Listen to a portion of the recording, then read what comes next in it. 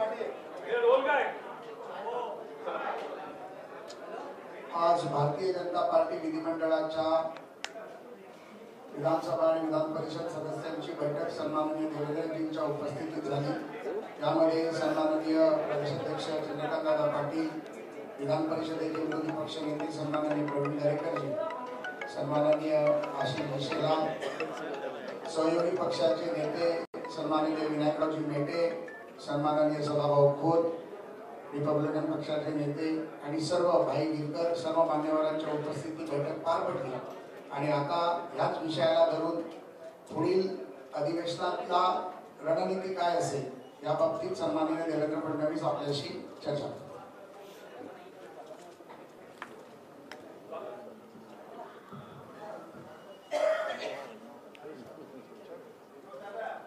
उद्यापासनं विधानमंडळाचं हिवाळी अधिवेशन सुरू होत आहे आणि या सरकारच्या परंपरेप्रमाणे जितकी लहानात लहान अधिवेशनं घेता येतील, जेवढ्या जास्तीत जास्त चर्चा टाळता येतील आणि जेवढी लोकशाही कुलूपबंद करता येईल तेवढी करण्याचा प्रयत्न या छोट्याशा अधिवेशनाच्या माध्यमातून केला जातोय। खरं तर संसदेचं अधिवेशन इतका काळ चालू शकतं, अनेक राज्यांचे अधिवेशन फार काळ चालू शकतात, पण महाराष्ट्रामध्ये मात्र अधिवेशन घ्यायची मानसिकताच या सरकारची नाही। खरं म्हणजे या सरकारने लोकशाही बंद केली आहे। या सरकारमध्ये काय चाललंय? रोकशाही, रोख, प्रत्येक गोष्टीला थांबवणे, रोकशाही आणि रोखशाही, रोख दोनच गोष्टी चालल्या, रोकशाही आणि रोखशाही। भ्रष्टाचाराने बरबटलेलं अशा प्रकारचं कारभार हा यापूर्वी महाराष्ट्राच्या जनतेने कधीही पाहिलेला नाही। स्थगिती, खंडणी, वसुली, लूट, भ्रष्टाचार याचे जेवढे प्रकार आज या सरकारच्या काळात पाहायला मिळत आहेत, एवढे यापूर्वी कधी पाहायला मिळाले नाही। आणि सगळ्यात महत्त्वाचं, विरोधकांनी बोलू नये म्हणून विरोधकांची तोंड बंद करण्याकरता एक वर्षाकरता आमदारांना सस्पेंड करणं महाराष्ट्राच्या इतिहासामध्ये अक्षरशः काळीमा फासण्याचं काम या सरकारच्या दबावाखाली होत आहे। ज्या घटना घडल्या नाहीत त्या घटनांची कारणं सांगून आमच्या आमदारांना सस्पेंड केलेलं आहे आणि वर्षभराकरता सस्पेंड करण्याचं एवढंच कारण आहे, आपल्या स्वतःच्या आमदारांवर या सरकारला विश्वास नाही। आपलं सरकार कधी अडचणीत येऊ शकतं असा ठाम विश्वास यांच्या मनामध्ये आहे आणि म्हणून आर्टिफिशियली आमची संख्या कमी करण्याचा कार्यक्रम हे 12 आमदार आमचे या ठिकाणी सस्पेंड करून या सरकारने केला आहे। आम्हाला असं पेपरमध्ये वाचायला मिळालं की या अधिवेशनामध्ये अध्यक्षांची निवडणूक होणार आहे। 12 आमदार आमचे बाहेर ठेवून अध्यक्षांची निवडणूक घ्यायची म्हणजे सरकार किती इनसिक्युअर आहे। आणि त्याहीपेक्षा महाराष्ट्राच्या स्थापनेपासून आजपर्यंत अध्यक्षांची निवडणूक गुप्त मतदान पद्धतीने झाली असताना नियम समितीमध्ये नियमबाह्यपणे नियम बदलून आवाजी मतदान, हात वर करून अशा पद्धतीनं अध्यक्षांची निवडणूक घेण्याचा जो घाट घातला जातोय, याचाच अर्थ हे जे काही सांगत होते 170 आमदारांचा आम्हाला पाठिंबा आहे, तो किती पाठिंबा ठिसूळ आहे, किती तो पाठिंबा पोकळ आहे, हे यातनं लक्षात आलं की आपल्या आमदारांवर विश्वास नसल्यामुळे गुप्त मतदान पद्धती आता त्यांना बदलावी लागते. आणि एवढंच नाही तर आम्हाला हे देखील लक्षात येत आहे की नियम समितीचे नियम डावलून हे प्रस्ताव ते सभागृहात मंजूर करणार आहेत. आम्ही नियम समितीचे नियम डावलले गेले तर त्याच्यावर निश्चितपणे आवाज उठवू. खरं तर इतक्या मोठ्या प्रमाणात प्रश्न या महाराष्ट्रामध्ये आज आपल्यासमोर आहेत आणि त्याच्यावर चर्चा करण्याचं फोरम हे विधानमंडळ आहे. पण या फोरमला कुठेतरी गुंडाळण्याचं काम हे सरकार करत आहे. विशेषतः ओबीसींच्या राजकीय आरक्षणाच्या संदर्भात सर्वोच्च न्यायालयामध्ये हे सरकार उघडं पडलं. 2 वर्ष सरकारला दिल्यानंतर देखील इम्पेरिकल डेटा ते जमा करू शकले नाहीत. आणि परवा मात्र कोर्टात उभं राहून यांचे वकील म्हणाले की आम्हाला 3 महिने द्या, आम्ही 3 महिन्यामध्ये इम्पेरिकल डेटा जमा करतो. मग 2 वर्ष कुठे झोपा काढत होते? 2 वर्ष आम्ही सातत्याने सांगतो की पॉलिटिकल बॅकवर्डनेसचा इम्पेरिकल डेटा हा केंद्र सरकारकडे नाही, तो सोशिओ इकॉनॉमिक आहे. सोशिओ इकॉनॉमिक डेटा हा शिक्षण आणि नोकऱ्यातल्या आरक्षणाला लागतो आणि पॉलिटिकल आरक्षणाकरता सुप्रीम कोर्टाने स्पेसिफिकली पॉलिटिकल बॅकवर्डनेसचा डेटा मागितलाय, ज्याचं कलेक्शन कुठेही झालेलं नाही. पण 2 वर्ष या सरकारने घालवले आणि आता ज्यावेळेस सरकारने 3 महिने आम्हाला द्या म्हणून या ठिकाणी सांगितलं त्यावेळी कोर्टाने ते अमान्य केलं. या सरकारच्या नाकर्तेपणामुळेच ओबीसीचं आरक्षण गेलंय आणि म्हणून त्या संदर्भातला जाब आम्ही या सरकारला निश्चितपणे या ठिकाणी विचारणार आहोत. शेतकऱ्यांच्या संदर्भात सगळ्यात महत्त्वाचं, ज्या प्रकारे विजेचे कनेक्शन कापण्याचं काम या महाराष्ट्रात चाललंय, अक्षरशः सुलतानी पद्धतीनं विजेची वसुली आणि शेतकऱ्यांचे वीज कनेक्शन कापण्याचं काम चाललंय. एकीकडे शेतकरी कुठे अतिवृष्टीने कुठे अवर्षणाने अडचणीत असताना या ठिकाणी कुठल्याही पद्धतीनं शेतकऱ्याला मदत मिळाली नाही. केंद्र सरकारने दिलेली मदत देखील शेतकऱ्यापर्यंत हे पोहोचवू शकले नाहीत. निव्वळ GR काढले पण त्या GR प्रमाणे कुठलीही कारवाई या सरकारने केली नाही. विम्याच्या संदर्भात तर एक मोठा घोटाळाच या सरकारने केला आहे.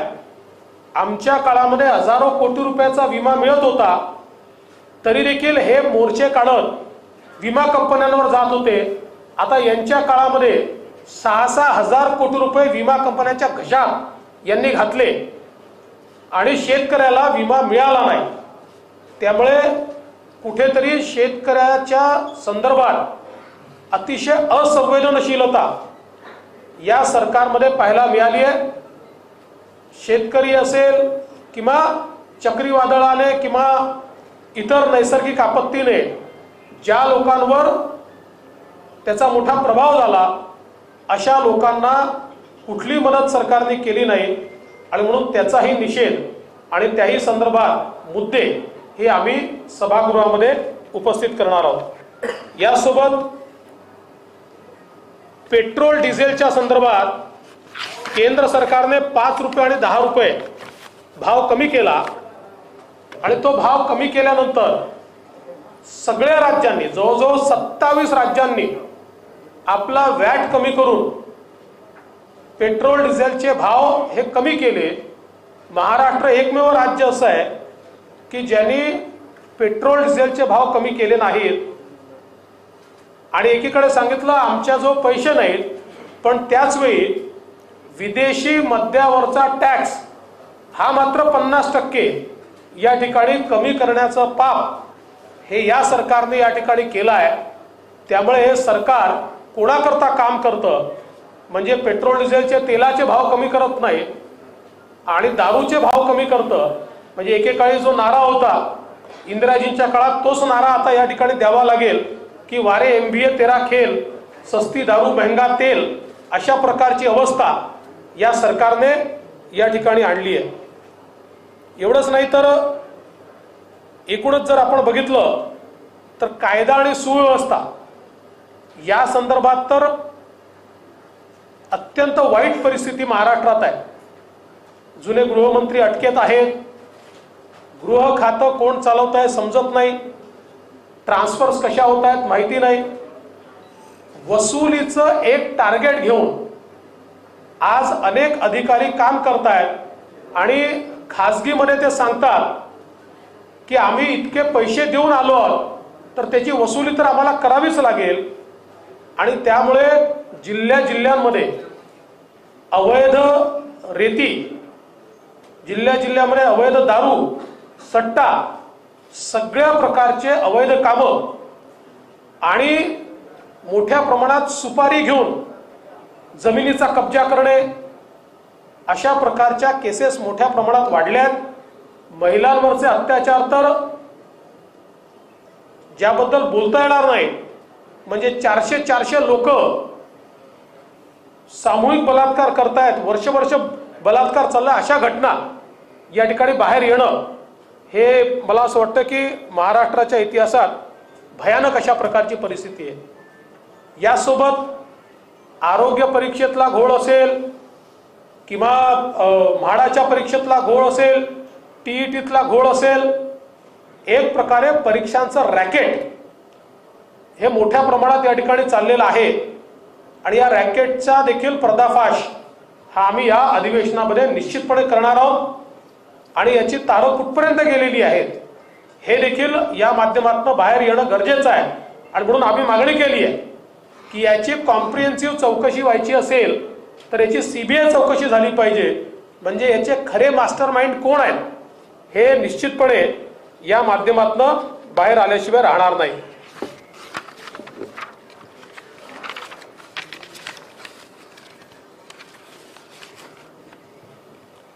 यासोबत काही कायदे या ठिकाणी यायचे आहेत। आम्हाला असं सांगण्यात आलं की शक्ती कायदा या ठिकाणी येणार आहे। त्या संदर्भात खरं म्हणजे अनेक सजेशन्स देण्यात आले होते, परंतु ते कितपत मान्य झाले आहेत याची मला कल्पना नाही। त्याचं जे फायनल स्वरूप आहे ते पाहिल्यानंतरच त्या संदर्भात बोलता येईल। आम्ही निश्चित शक्ती कायद्याला समर्थन देऊ, पण त्याच वेळी त्याच्यामध्ये जर काही इम्प्रॅक्टिकल गोष्टी असतील, काही ओव्हरबोर्ड झालेल्या गोष्टी असतील तर त्या देखील सरकारच्या नजरेस आम्ही आणून देऊ। कारण कायदा करताना कायदा केवळ कागदावर राहिला तर त्याचा फायदा होत नाही। शक्ती कायद्यासारखा कायदा हा अंमलबजावणी करण्यासारखा असेल तरच त्याचा फायदा होईल। आणि म्हणून त्याही संदर्भात निश्चितपणे आमचं लक्ष असणार आहे। पण विशेषतः या ठिकाणी कुलगुरू आणि कुलपतींचे अधिकार कमी करण्याचा कायदा हा जो काही आणण्याचा प्रयत्न होतोय त्याला राज्यातल्या सगळ्या माजी कुलगुरूंनी विरोध केलेला आहे। ज्या स्वरूपात हा कायदा येतोय त्या स्वरूपामध्ये सरकार आजपर्यंत जे कुठल्याही सरकारने केलं नाही आणि देशातल्या कुठल्या सरकारने केलं नाही ते करण्याचा प्रयत्न महाराष्ट्रातलं सरकार करत आहे।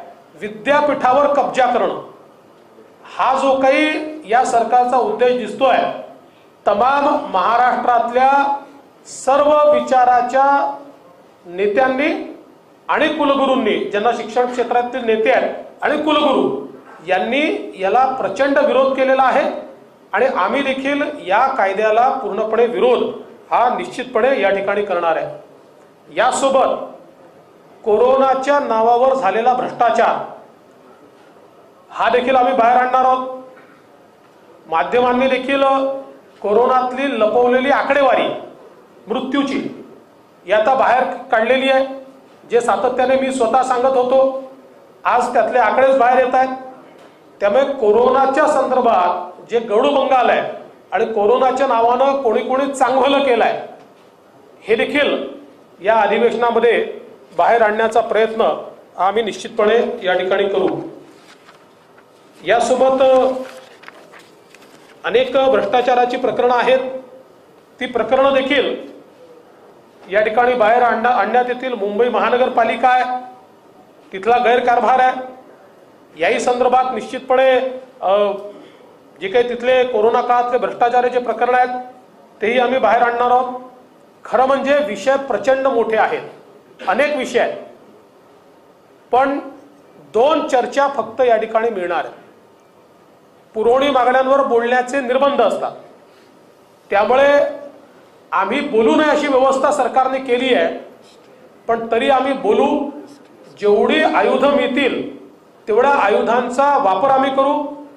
एसटीचा संप असेल किंवा इतर जे ज्वलंत विषय असतील, हे सगळे विषय जे आयुध आमच्याकडे उपलब्ध आहेत त्या आयुधांच्या माध्यमातून आम्ही या ठिकाणी निश्चितपणे त्याचा वापर करून आणू। आमचा हा प्रयत्न असेल की या अधिवेशनामध्ये जास्तीत जास्त चर्चा झाली पाहिजे। विरोधी पक्षाच्या वतीनं आमचा भर हा चर्चेवर असेल, गोंधळावर नसेल। जास्तीत जास्त चर्चा करण्याचा आम्ही प्रयत्न करू, पण सरकारी पक्षांनी जर त्या ठिकाणी योग्य प्रकारे वागायचंच नाही ठरवलं आणि ज्या प्रकारे लोकशाहीचा मुद्दा ते पाडतायत त्या प्रकारे ते जर वागणार असतील तर मला असं वाटतं की त्याही संदर्भात सभागृहात जर ऐकून घेतलं नाही तर सभागृहाबाहेर आणि जनतेच्या मैदानात संघर्ष करण्याकरता आम्ही पूर्णपणे तयार आहोत। खरं म्हणजे कधी नव्हे ते आज आम्हाला चहा पानाचं निमंत्रण पुन्हा एकदा मिळालेलं आहे, परंतु ज्या सरकारला लोकशाहीच मान्य नाही, विरोधकांचे 12 आमदार वर्षभराकरता सस्पेंड करायचे आणि मग विरोधकांना चहा पानाला बोलवायचं आणि चहा पानाला जाऊन करायचं तरी काय? जे सरकार असंवेदनशील आहे, ज्या सरकारमध्ये शेतकरी असेल, ओबीसी असेल, मराठा समाज असेल, धनगर समाज असेल, कोणाची सुनवाई नाही आहे, ज्या सरकारमध्ये केवळ घपले आणि घोटाळे आहेत, अशा सरकारसोबत आणि जे लोकशाहीच्या ऐवजी रोकशाही आणि रोखशाही याचा उपयोग करताय, अशा सरकारच्या चहा पानाला जाण्यात आम्हाला रस नाही। त्यामुळे आम्ही सगळ्यांनी मिळून एकमताने हा निर्णय केला आहे की आम्ही चहा पानाला जाणार नाही।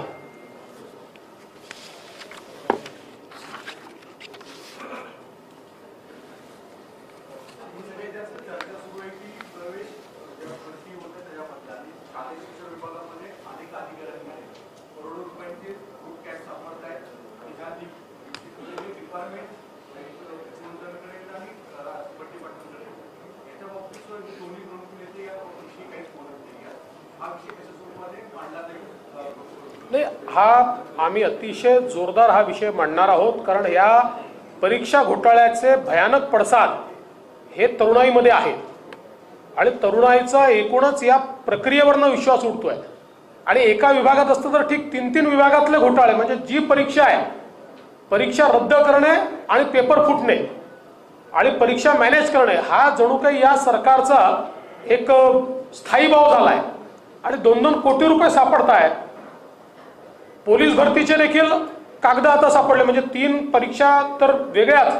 आता एका मला असं वाटतं त्या आरोग्य भरतीच्या संदर्भात ज्यांनी घोटाळा केला त्यांच्याकडे पोलीस भरतीचे देखील कागदपत्र सापडले आहेत, ती देखील आता वादामध्ये आलेली आहे। त्यामुळे म्हणूनच मी सांगितलं की याची व्याप्ती पाहता राज्य सरकारने CBI इन्क्वायरी याच्यात केली पाहिजे।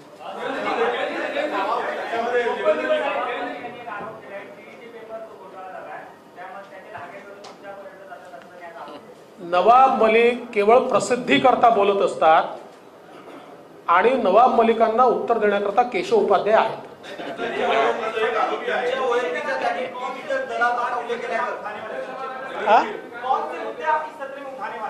देखिए, इस सत्र में विशेष रूप से किसानों के मुद्दे उठाए जाएंगे, ओबीसी का मुद्दा उठाया जाएगा, गैर व्यवहार के भ्रष्टाचार के मुद्दे उठाए जाएंगे परीक्षाओं में भ्रष्टाचार जो हुआ है उसके मुद्दे उठाए जाएंगे, और इसके साथ साथ महाराष्ट्र में कहीं पर भी शासन नजर नहीं आता। महाराष्ट्र में जिस प्रकार से अलग अलग प्रकार के घोटाले चल रहे हैं, ये सारे मुद्दे हम इस सेशन में उठाएंगे।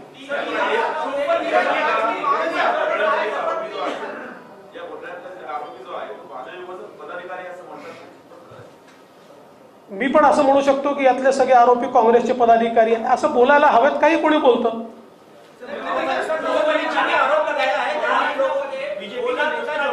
मंदिरों की जगह को बेचा है क्या? नवाब मलिक ने आरोप लगाया है। अरे भाई, मैं आपको इससे पहले भी बता चुका हूँ कि नवाब मलिक जो है वो पब्लिसिटी के लिए बात करते हैं रोज, उनको जवाब केशव उपाध्याय देंगे।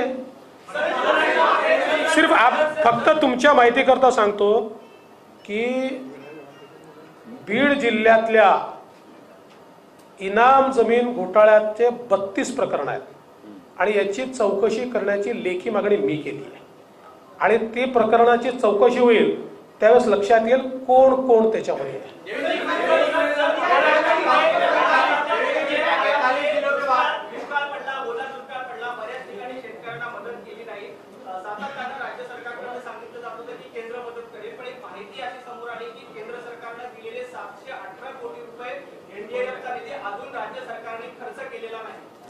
नाही, आपण जे म्हणताय ते खरं आहे। पहिली गोष्ट तर आपण आकडेवारी बघितल्यानंतर काँग्रेस राष्ट्रवादीचं सरकार जेव्हा केंद्रात होतं तेव्हा किती पैसे मिळायचे आणि आता किती पैसे मिळतात याची तफावत बघितली तर तेव्हा वर्षाला 700 आणि 800 कोटी रुपये मिळायचे, आता वर्षाला 4 आणि 5,000 कोटी रुपये मिळाले आहेत। आणि हे पैसे मिळाल्यानंतर देखील राज्य सरकारने केंद्र सरकारने दिलेले पैसे हे आपल्याकडे जमा करून ठेवले आणि त्याचं वाटप केलेलं नाहीये। म्हणजे आपण जर बघितलं तर मागच्याही वर्षीचं वाटप बाकी आहे आणि याही वर्षीचं वाटप बाकी आहे। एकीकडे कांगावा करायचा, केंद्र सरकार पैसे देत नाही आणि आलेले पैसे हे मात्र आपल्या तिजोरीत बंद करून ठेवायचे आणि त्याचं वाटप करायचं नाही। हा मुद्दा आम्ही निश्चितपणे या सभागृहात जाब विचारणार आहे।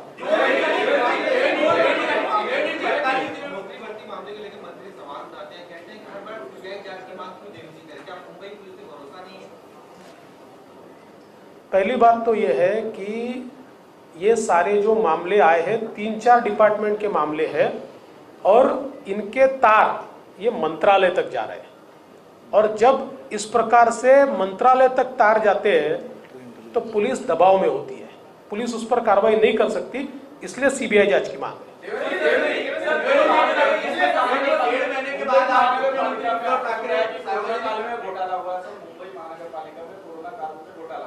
क्या इसमें मंत्री भी शामिल है, दोनों पालक मंत्री भी शामिल है ऐसे घोटाले में? देखिए, घोटाले में कौन कौन शामिल है ये तो जांच के बाद ध्यान में आएगा, लेकिन उन सबका आशीर्वाद तो होगा तभी हो रहा है।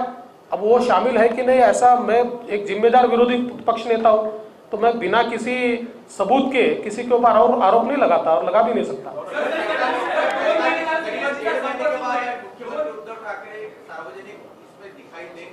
आपको लगता है कि पिछले 45 दिनों से सरकार एक्टिव था इसमें, क्योंकि कई ऐसे मुद्दे सामने आए जिसमें सरकार दिखाई नहीं? देखिए, पहली बात तो ये है कि मैं उनको स्वस्थता के लिए बहुत बहुत शुभकामनाएं देता हूं, और अगर वो आज दिखाई देंगे तो उसकी हमको खुशी है, क्योंकि हमारे मुख्यमंत्री हैं तो वो स्वस्थ ही रहने चाहिए। लेकिन वो स्वस्थ रहे चाहे न रहे, इस सरकार का अस्तित्व तो 2 साल में दिखाई नहीं पड़ा, तो इस सरकार तो कहीं है ही नहीं महाराष्ट्र में।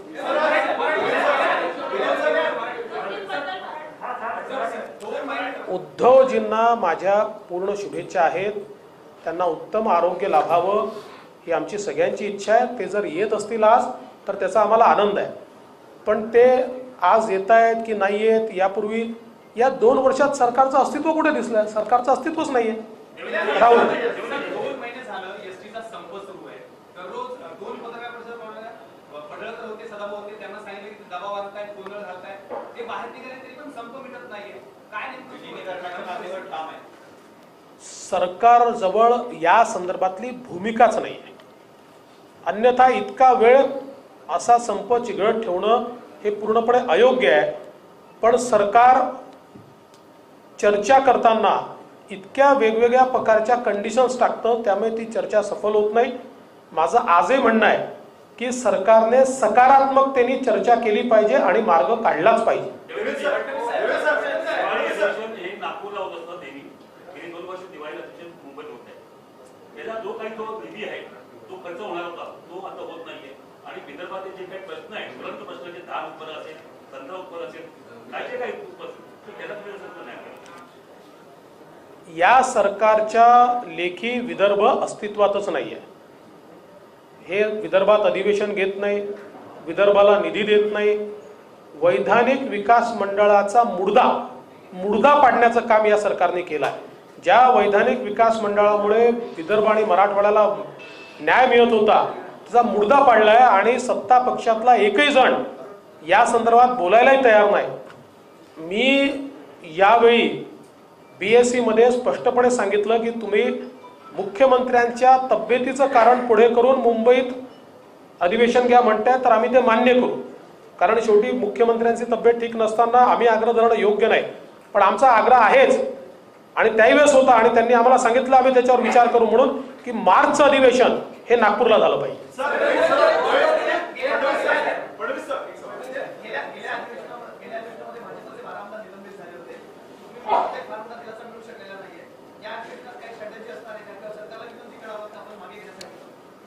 सुप्रीम कोर्टातला सगळ्यात मोठा दिलासा हा आहे की सुप्रीम कोर्टाने स्पष्टपणे सांगितलं आहे की या 12 लोकांनी विधानसभेला अप्लाय करावं आणि विधानसभेने त्याचा विचार करावा.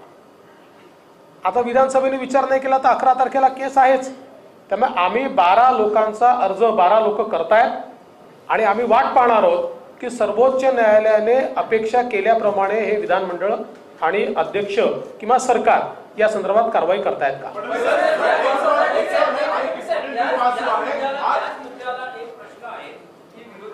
भाजपचे 12 आमदार निलंबित झाले. या अधिवेशनात मुद्दा धरला जाणार आहे. कोर्टात दाद मागण्यात आलेली आहे. त्याच वेळेस संसदेचं जे अधिवेशन सुरू आहे त्यात विरोधी पक्ष असलेल्या राज्यसभेतील 12 खासदारांचं निलंबन झालेलं आहे. हे खासदार संसदेच्या आवारात आंदोलनाला बसले आहेत. पण विरोधी पक्षाचं म्हणणं आहे की केंद्र सरकार किंवा त्यांचे नेते आमच्याकडे पाहतही नाहीत, आमचं म्हणणंही ऐकून घेतलं जात नाही. 2 मधला फरक हा आहे की या 12 जणांना सस्पेंड करण्यापूर्वी प्रिव्हिलेज कमिटी बसवण्यात आली. ते जे काही तिथल्या त्या 12 लोकांचा रोल आयडेंटिफाय करण्यात आला आणि त्याच्यानंतर त्यांना एका सेशन पुरतं सस्पेंड केलं. याला लोकशाही म्हणतात. इथे सगळे नियम डावलून कोणाचा रोल आहे हे न पाहता बंद खोलीमध्ये जिथे कोण आहे याचा एव्हिडन्स नाही, कोण काय बोललं याचा एव्हिडन्स नाही, ठरवून नावं लिहिली आणि 1 वर्षाकरता सस्पेंड केलं. म्हणजे जी घटना सभागृहातच झालेली नाही त्या घटनेकरता 1 वर्षाकरता सस्पेंड करणं ही लोकशाही नाही, ही तानाशाही आहे. अमरावतीला जी दंगल झाली, अमरावती, नांदेड, मालेगाव, उस्मानाने अत्याचार केले त्यांच्यावर, नुकसान भरपाई मिळाली नाही. नाही, या दंगलीचा मुद्दा देखील या सभागृहात उपस्थित होणार आहे.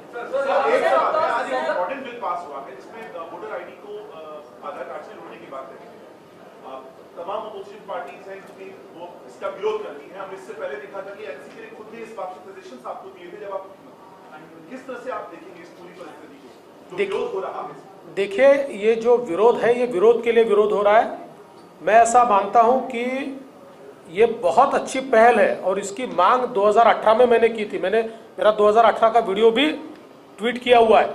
इसका कारण यह है कि अगर हम मुंबई का विचार करें तो मुंबई महानगर पालिका में या मुंबई के विधानसभा चुनाव में 50% से ऊपर वोटिंग नहीं होता. इसका कारण फॉल्टी वोटर लिस्ट है. सारे शहरों की वोटर लिस्ट फॉल्टी है क्योंकि शहरों में लोग अपना घर बदलते रहते हैं, नाम वही रहते हैं, नाम निकलते नहीं है. और अगर हमको ये वोटर लिस्ट ठीक करना है तो हम लोग अगर इसको आधार से लिंक करेंगे तो एक व्यक्ति जब दूसरी जगह अपना वोटर लिस्ट में नाम दर्ज करेगा तो ऑटोमेटिक इधर से उसका नाम भी कट होगा. आधार से जब हम लिंक करेंगे तो जिस प्रकार से बीच में कुछ चुनाव में ध्यान में आया कि बाहर के लोगों के नाम दर्ज किए गए हैं, वो नाम दर्ज नहीं होंगे, तो सारे प्रकार की धांधलियां इसके कारण समाप्त होगी. तो जो लोग आधार को लिंक करने का विरोध कर रहे हैं वो ये चाहते हैं कि चुनाव में धांधली हो और इसलिए वो विरोध कर रहे हैं.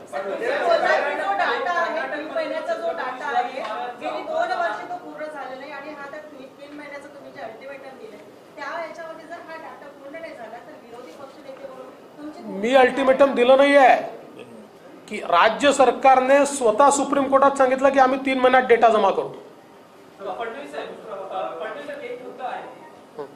कर्नाटकमध्ये छत्रपती शिवाजी महाराजांचा जो अवमान झाला तो मुद्दा महाराष्ट्राच्या या हिवाळी अधिवेशनात विरोधी पक्ष हा विषय मांडणार आहे का? कारण आता असं म्हटलं जात आहे, शिवसेना नेत्यांकडून मागणी केली जाते की कर्नाटकच्या मुख्यमंत्र्यांनी जाहीररित्या माफी मागावी. पहिली गोष्ट तर अशी आहे, कर्नाटकमध्ये जो अवमान झाला तो कर्नाटकात हो का कुठे हो, महाराजांचा अवमान सहन केलाच जाणार नाही.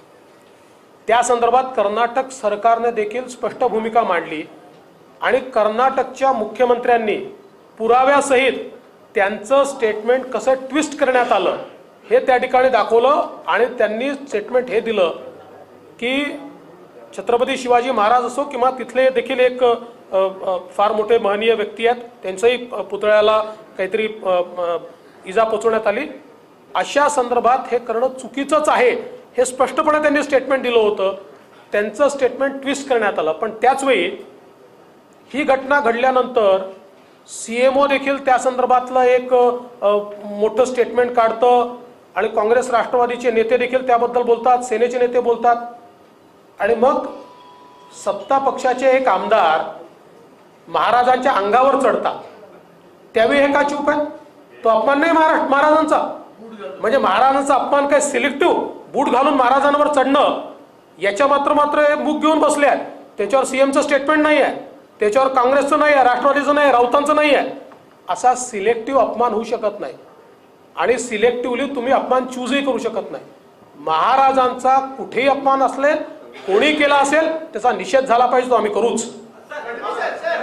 मुख्यमंत्री ने कहा है कि महाराष्ट्र में जितने भी कन्नड़ भाषी के खासतौर पे जो जिन्हें कर्नाटक में आना चाहते हैं उनकी इच्छा होगी तो हम लेने के लिए तैयार है. आपकी क्या प्रतिक्रिया? हमारी प्रतिक्रिया है कि भाई हमारा तो हमेशा ये मांग रही है कि जो बेळगाव है, कारवार है, निपाणी है, इसके सहित जो हमारा मराठी भाषिक जो क्षेत्र है वो महाराष्ट्र का क्षेत्र है, वो महाराष्ट्र को मिलना चाहिए. हम उसके लिए सुप्रीम कोर्ट गए.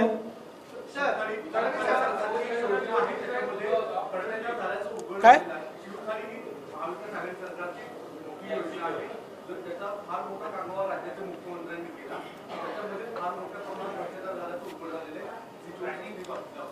शिवथाळी हा जो काही उपक्रम आहे हा केवळ सत्ता पक्षाच्या आणि विशेषतः शिवसेनेच्या काही कार्यकर्त्यांना आणि नेत्यांना त्यांचा व्यवसाय चालवण्याकरता तयार करून दिलेली व्यवस्था आहे. हे आता उघड झालेलं आहे. एक तर शिवथाळीची व्याप्ती मोठी नाही आहे, ज्या प्रकारे सांगण्यात आलं होतं सगळ्या गरिबांकरता ती परिस्थिती नाही आहे.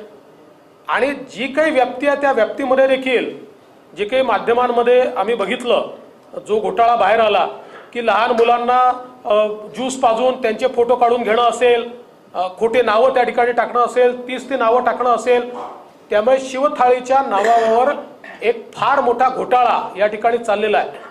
आणि आता आपण महाराजांच्या अपमानाबद्दल बोललो, हा अपमान नाही का महाराजांचा? शिवथाळी महाराजांच्या नावाने तुम्ही चालवता आणि त्याच्यामध्ये अशा प्रकारचा भ्रष्टाचार करता, याच्यावर कारवाई झालीच पाहिजे, आम्ही मागणी करू.